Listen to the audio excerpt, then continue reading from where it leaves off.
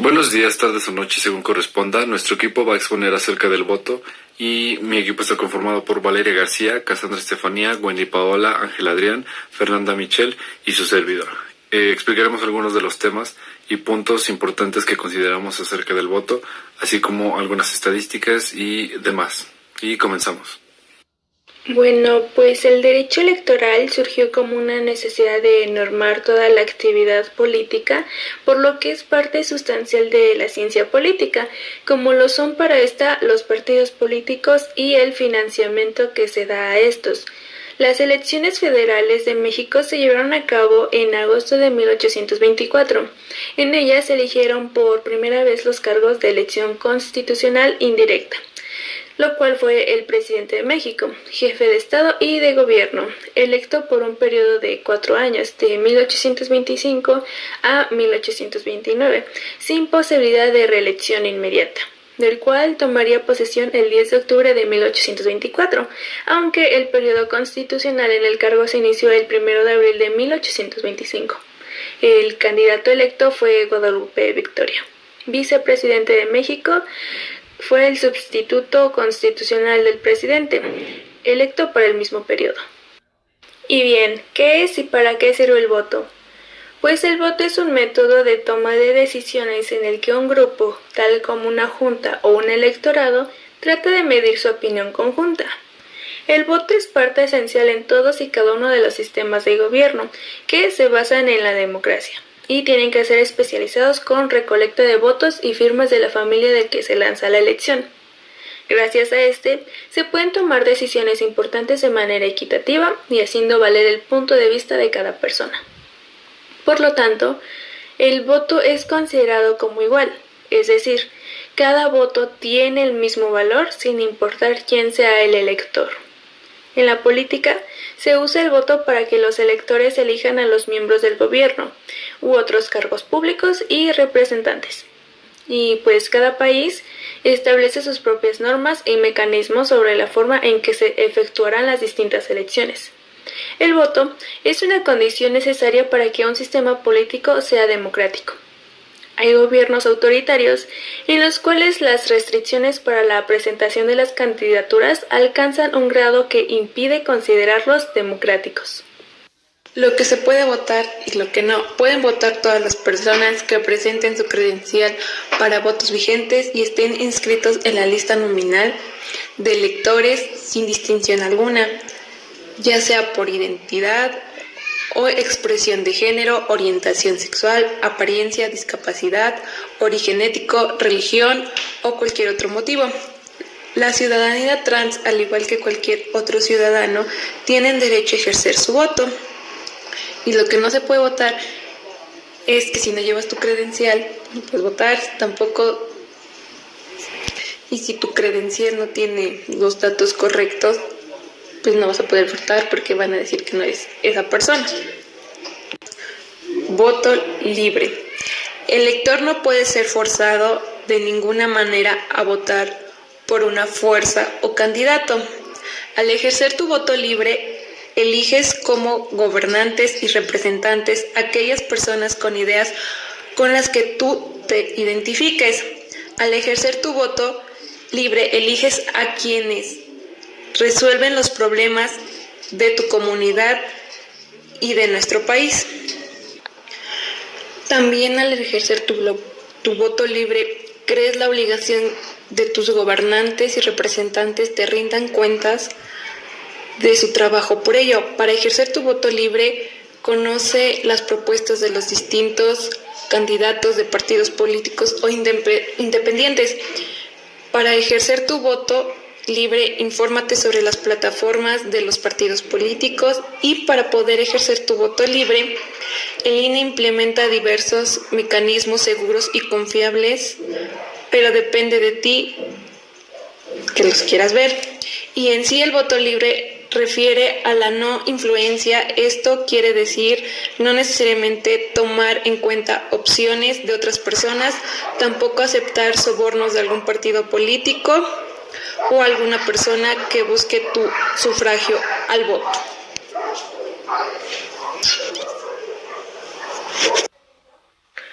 También tenemos el tema de la responsabilidad en el ejercicio del voto. En este tema, cuando se está hablando de la responsabilidad que se está ejerciendo a través del voto, también nos podemos dar cuenta de que esta responsabilidad es colectiva. Quiere decir que no solamente depende de una persona, también de todos los ciudadanos que conforman el país o de los que van a votar. También podemos ver que durante estos también se tienen 3 puntos a considerar para tener una responsabilidad colectiva. Los primeros es que comprender qué es la decisión colectiva. Y es que esto, cada que una persona elige o forma parte de la decisión de quién gobernará o quién estará a cargo, esta misma decisión también afecta a todas las personas, incluso a las personas que no votaron, en especial también a ellas. La segunda es involucrarse en la decisión que se está tomando o que se va a tomar, y es que también tienen que comprender lo que se está eligiendo y cuáles son las opciones que ellos tuvieron para elegir, para de esta manera también tener un voto razonado. Y tenemos el tercer punto, que es decidir participar a fin de defender nuestros intereses y nuestros puntos de vista. En este es que habla más que si nosotros no hacemos la votación o no defendemos nuestros intereses y nuestro punto de vista, puede ocurrir que quede una persona a la que nosotros no teníamos consideración o de la cual no íbamos a elegir, y posteriormente surge lo que es la desconformidad con la persona que ya quedó a cargo. También podemos notar que cuando una persona no ejerce su responsabilidad como ciudadano,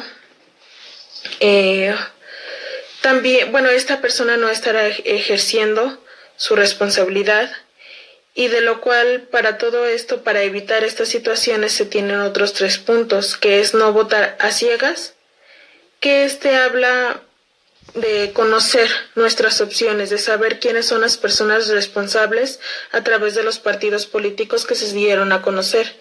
Prepararse para votar. De prepararse para votar, muchos lo llegan a confundir con el no votar a ciegas. Sin embargo, esto se refiere más a lo que nosotros queremos, con nuestros intereses, conforme cómo queremos que evolucione o avance nuestra comunidad. Y el último es defender los derechos. En defender los derechos se refiere mucho a que nosotros estemos practicando y, participando en la responsabilidad del voto. Y el siguiente tema es sobre el voto informado y razonado. En este yo puse elementos de los cuales tenemos que tener, o más bien son puntos importantes. El primero es la ciudadanía. Este punto habla de que la ciudadanía tiene que entender qué se está votando, el por qué se está votando, y tiene que proponer cada opción y razonar cada una de estas para así tener unas buenas consecuencias del voto. Luego tenemos los partidos políticos. En esto los partidos políticos tienen que organizar de manera adecuada sus campañas, tienen que tener campañas limpias y tienen que presentar claramente las propuestas que ellos tienen y asumir compromisos que sean claros y verificables. Luego tenemos los medios de comunicación. En estos ellos tienen que presentar objetivamente todas las opciones y promover el debate razonable de los candidatos. Luego tenemos la autoridad electoral, que esta tiene la responsabilidad de vigilar que todas las opciones tengan las mismas oportunidades de informar a la ciudadanía sobre las propuestas que ellos ya tienen. Y por último tenemos al gobierno, que tiene que evitar el uso de recursos públicos o de programas sociales para inclinar las preferencias de un partido político a otro. Se supone que todos deben de tener las mismas posibilidades de estar propagando sus propuestas. El voto de las mujeres mexicanas. El voto de las mujeres en México, como ya sabemos, tardó mucho tiempo para poder obtener nuestros derechos y buenos resultados que hasta el día de hoy gozamos de ellos. Sin embargo, se menciona que en 1917 se decía que en México no podíamos votar, pues las mujeres no sienten la necesidad de participar en los asuntos públicos. Aún así, Ermilia Galindo se postuló a una candidatura como diputada y aunque la ganó, le fue rechazado el cargo. Hermilia Galindo fue una feminista la cual luchó mucho por los derechos de las mujeres y sobre todo por tener un buen cargo, o más bien la participación en un cargo público o político, el cual se le fue rechazado muchas veces. Sin embargo, ella siguió luchando por dichos derechos hasta conseguir buenos resultados. En ese momento fue considerado demasiado revolucionario que las mujeres tuviéramos la posibilidad de votar y fue una lucha que no fue muy bien vista, que fue rechazada incluso por otras mujeres. Cuando las mujeres comienzan a tener estos grupos llamados feministas, las consideran demasiado revolucionarias o revolucionistas, las cuales estaban rebelando ante su gobierno y ante la sociedad, pero simplemente estaban peleando sus derechos, aunque por hacer dicha actividad de la lucha de sus derechos fueron incluso mal vistas por otras mujeres. El derecho al voto llegó tardíamente a México en 1953, el 17 de octubre del mismo año. El Diario Oficial de la Federación anunció y decretó que señalaba el derecho al voto para la mujer. Con la modificación del artículo 34 se concedió a las mujeres este derecho. En 1953 llega el voto, o más bien el derecho del voto hacia la mujer. Mas, sin embargo, votan 2 años después, que fue hasta el 3 de julio de 1955, cuando las mujeres mexicanas pudieron emitir su voto por primera vez. Sin embargo, las mujeres que pedían este derecho eran consideradas radicales y eran vistas como recelo por una parte de la sociedad. Cuando las mujeres emiten su voto después de 2 años, que se les otorgó más bien la participación, porque establecieron también reglas que hasta el día de hoy cumplimos o seguimos siguiendo, por decirlo así, las cuales fueron decretadas en el artículo 34, que se mencionaba que teníamos que ser pues mayores de edad, o en ese entonces tenían que ser mayores de edad, y pertenecer obviamente al país, ser mexicanos. También no sé muy bien, recuerdo que en el artículo 34 que se mencionaba que teníamos que ser pues mayores de edad, o en ese entonces tenían que ser mayores de edad, y pertenecer obviamente al país, ser mexicanos. También no sé muy bien, recuerdo que se les pedía que si fueran casados o no eran casados, aún así tenían que votar. Por lo mismo de, no sé, en ese momento sus ideales, ellos así lo marcaban como tal. Era como para marcar una igualdad mejor o tenerla más estable ante la sociedad. Cuando las mujeres emiten este voto, obviamente empiezan a tener más participación ante las decisiones del gobierno o de su sociedad y sobre todo en los cargos públicos o políticos, contando también aquí los asuntos. Cuando ellas empiezan a tener esta participación, pues empiezan a generar más controversia o más enojo por parte de la sociedad, que venía más enojo por parte de los hombres, porque se decía que estaban gobernando las mujeres o querían empezar a gobernar las mujeres. Con el paso del tiempo se fueron creando diversas instituciones para brindar apoyo a mujeres. Un ejemplo es el Instituto Nacional de las Mujeres.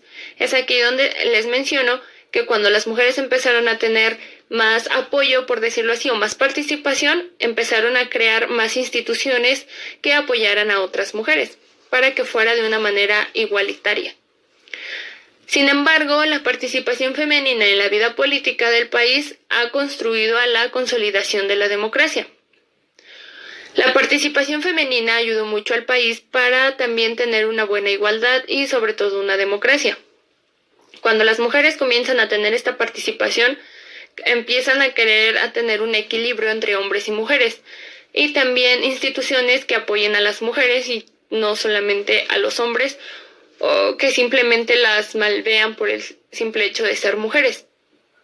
Es aquí donde empiezan a ver o empiezan a tener más participación y es aquí donde se empiezan a hacer los comentarios donde las mujeres querían gobernar el país, siendo pues obviamente mentira, porque lo único que buscaban era una igualdad y era que las involucraran, era eso, que las tomaran en cuenta en las decisiones de la sociedad.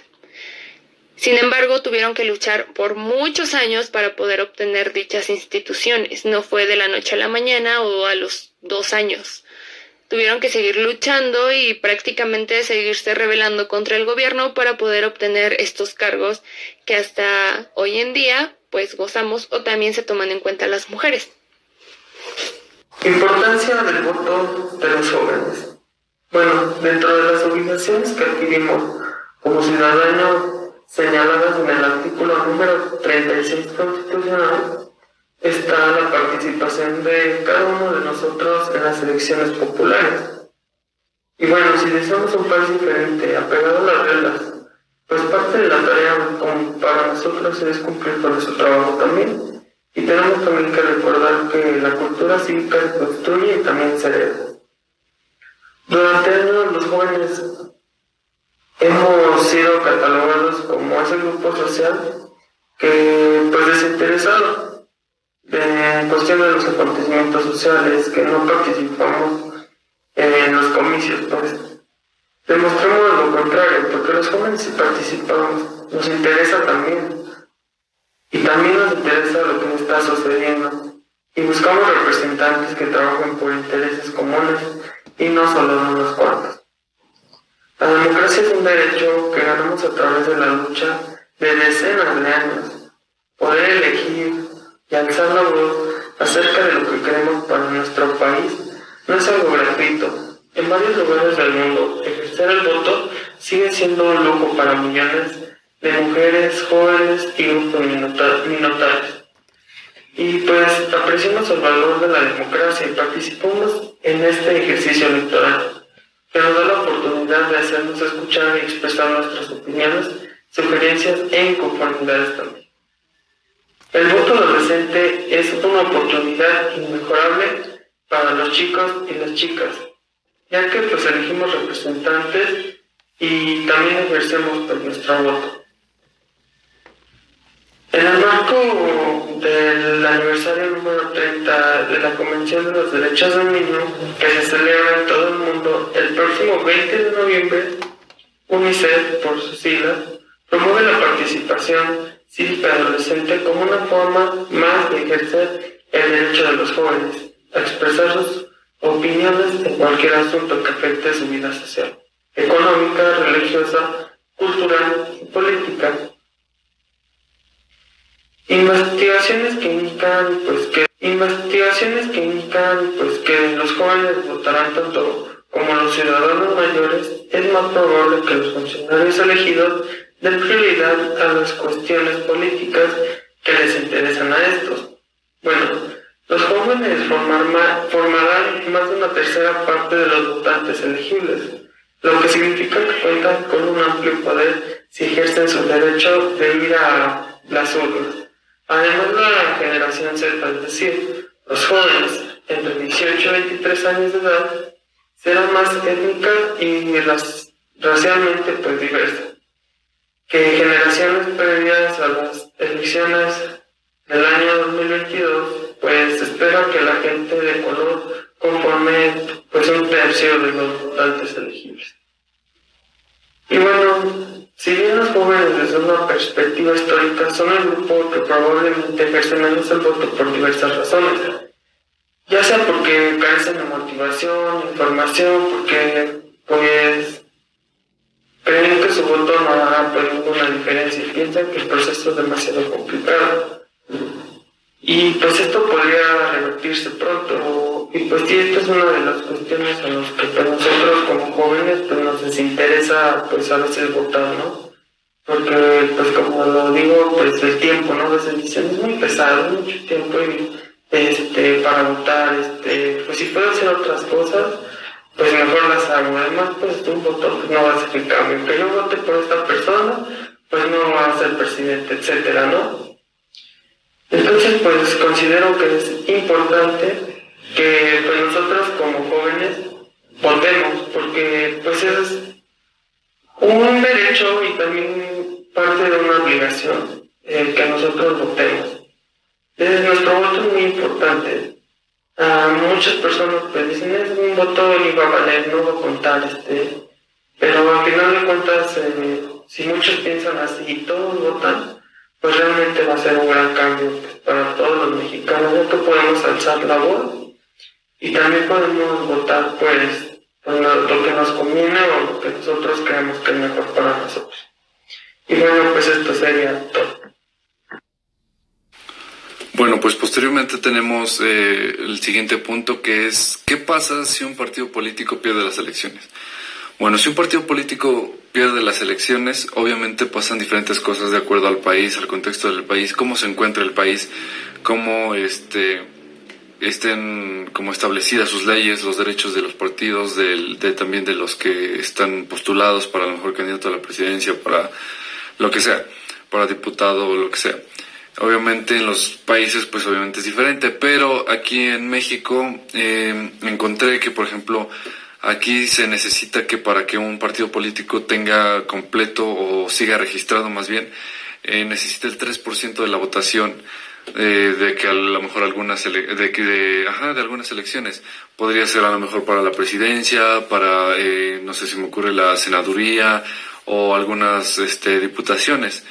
Y en caso de que este 3% no se consiga dentro del registro, o sea, que no tenga el 3% mínimo que requiere aquí en México, pues obviamente su registro será cancelado, será dado de baja y tendrá distintos factores que pues obviamente lo perjudicarán, por así decirlo, porque perderá derechos a prerrogativas y a lo mejor otras cosas que le correspondían. También no podrán vender como los bienes de su patrimonio por lo mismo de que estarán como en constante análisis. Otra cosa que encontré también es que en ciertos casos, no en todos, pero en la mayoría, sí, al menos aquí en APAN, por ejemplo, aquí ganó el PRI y en otros, los otros partidos políticos realmente no tuvieron como, pues así decirlo, no se descartaron completamente a la presidencia. Tienen puestos en la presidencia importantes, como a lo mejor regidores o alguna otra cosa así. Entonces, esto es lo que algunos lugares hacen, principalmente aquí en México. No sé qué tan válido sea eso, no sé si tenga que ver con, o sea, que sí sea válido, o si, pues, como sabemos, pues México, pues es un país que es un poco corrupto, o demasiado corrupto más bien. Entonces, pues sí, esto varía de acuerdo al país. Obviamente también surgen distintos problemas, por así decirlo, porque también el partido político que a lo mejor no ganó las elecciones y si ya como que queda descartado, ya no queda en el registro del gobierno, tendrá que pagar, y como que ahí sí es más obligatorio que pague exactamente las cantidades que prometió hacia sus trabajadores, hacia las personas que lo ayudaron, hacia sus proveedores, hacia a lo mejor los que les ayudaron a hacer la publicidad, los que les ayudaron a repartir las despensas, los que los ayudaron con transporte, con comida, etcétera. Sí tienen que pagar estos y pues estos gastos más que nada. Y pues sí, en conclusión, esto sería lo que pasaría si un partido político pierde las elecciones. Posteriormente, en el siguiente punto es ¿qué pasa si la gente no vota? ¿O qué pasa con la gente que no vota? Esto, como anteriormente se mencionó, pues también tiene que ver de acuerdo al país, de acuerdo al contexto. Todos los países pues obviamente hacen que se cumplan pues sí, como tal, estas obligaciones como ciudadanos que tenemos de forma diferente. En este caso, por ejemplo, aquí en México, según el Código Nacional Electoral, establece que una multa va desde los 50 hasta los 500 pesos. Pero obviamente pues esto no se cumple, porque al menos aquí en México pues hay mucha gente que no vota realmente. Como que es un derecho que tenemos, pero pues si no lo hacemos igual no, el mismo gobierno, las mismas leyes no hacen que se cumpla como tal. Esto es como algo establecido, pero que pues al final de cuentas no se cumple y pues no tiene caso que esté ahí. Obviamente yo estuve leyendo investigando acerca de este tema, encontré foros y todo esto, me encontré con muchas opiniones de gente que es de España, de Europa y todos estos lugares que son como un poquito más desarrollados o más estrictos en sus leyes. Y también pues ahí mencionaban que realmente ellos no creían que no hubiera como tal mucha gente que no votara, debido a que muchos partidos políticos compran los votos y pues ya sabemos, existe este acto de corrupción que no nada más existe aquí en México, sino también pues en todo el mundo. También mencionaban algunos que si algunas personas no votaban, pues sí como que afectaba.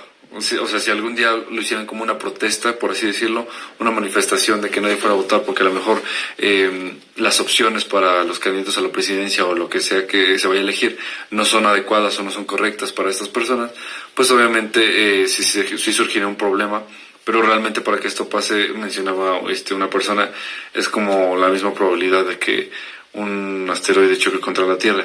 Pero pues sí, en conclusión, para no hacerlo tan largo, pues sí, surgen en algunos países, hay unas multas, hay algunos, obviamente como, por así decirlo, como consecuencias si no votas.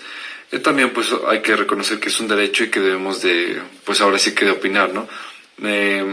Hay muchos factores que afectan al país y que mejor que poner a lo mejor nuestro granito de arena, no nada más en a lo mejor en los actos que hacemos o en lo que podemos aportar, ¿no? Sino también en elegir bien a nuestro candidato para que próximamente, pues obviamente sea el presidente de la República, de nuestro municipio, de nuestro estado, en el caso de México. Y pues sí, básicamente sí eso. Existen consecuencias para la gente que no vota y pues sí, existen algunos problemas que también se pueden dar.